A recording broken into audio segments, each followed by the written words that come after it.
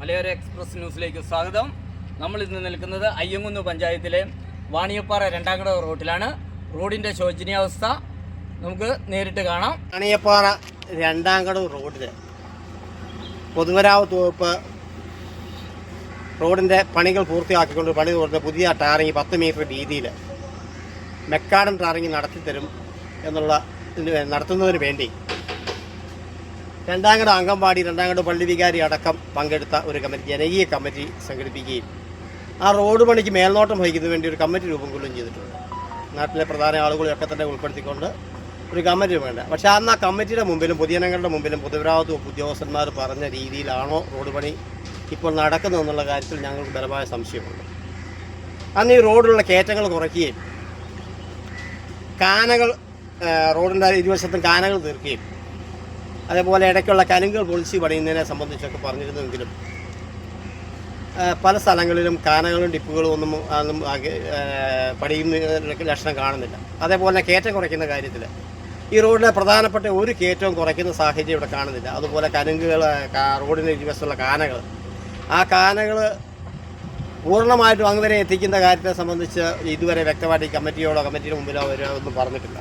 അതുകൊണ്ട് ഈ റോഡ് പണിയെ സംബന്ധിച്ച് ഞങ്ങൾക്ക് അതിയായ ആശങ്കയുണ്ട്.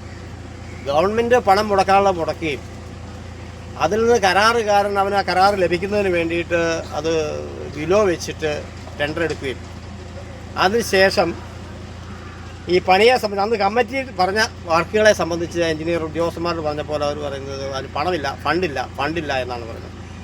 അവർക്ക് കരാർ ലഭിക്കുന്നതിന് വേണ്ടിയിട്ട് അവർ വില വെച്ചെടുക്കുകയും അതിനുശേഷം ആ പണി അന്ന് മെഷർമെൻറ്റിൽ പറഞ്ഞിരുന്ന പണി പൂർത്തിയാക്കുന്ന ഒരു സാഹചര്യം ഇവിടെ ഇല്ല.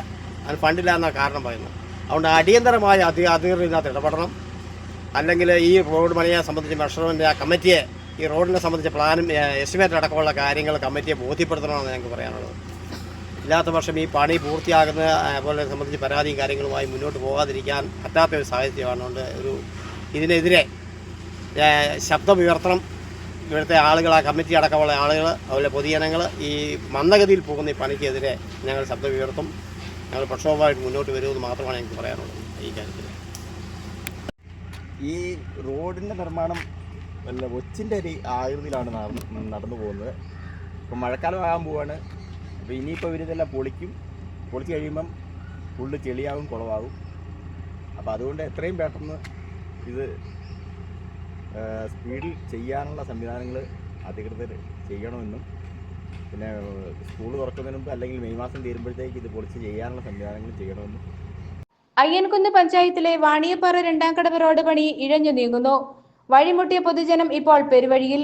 ബന്ധപ്പെട്ട അധികൃതരുടെ കാര്യക്ഷമമായ ഇടപെടൽ ഇല്ലാത്തതിനെ തുടർന്ന് റോഡ് പണി ഒച്ചിഴയുന്ന വേഗത്തിൽ പുരോഗമിക്കുന്നു. റോഡിന്റെ ഇരുവശങ്ങളിലും താമസിക്കുന്ന വീട്ടുകാർക്ക് തങ്ങളുടെ വാഹനം വീട്ടിൽ കയറ്റാൻ നിവൃത്തിയില്ലാതെ വഴി സൈഡിൽ നിർത്തിയിടേണ്ട അവസ്ഥയാണ് ഉള്ളത്. അശാസ്ത്രീയമായ കലുങ്കുപണിയെക്കുറിച്ചും നിരവധി പരാതികൾ ഉയർന്നു വരുന്നുണ്ട്. മഴക്കാലം എത്താറായി. 4 പണിക്കാരുമായി റോഡ് പണി നടത്തുന്ന കരാറുകാരൻ ഇനി എന്നാണ് റോഡ് പണി പൂർത്തീകരിച്ച പൊതുജനങ്ങൾക്ക് ഗതാഗത യോഗ്യമാക്കി മാറ്റുക? ഈ വിഷയത്തിൽ അടിയന്തരമായി അധികൃതർ ഇടപെട്ട് പരിഹാരം കണ്ടെത്തണമെന്ന് വാണിയപ്പാറ രണ്ടാംകടവ് നിവാസികൾ ഒന്നടങ്കം അറിയിച്ചു.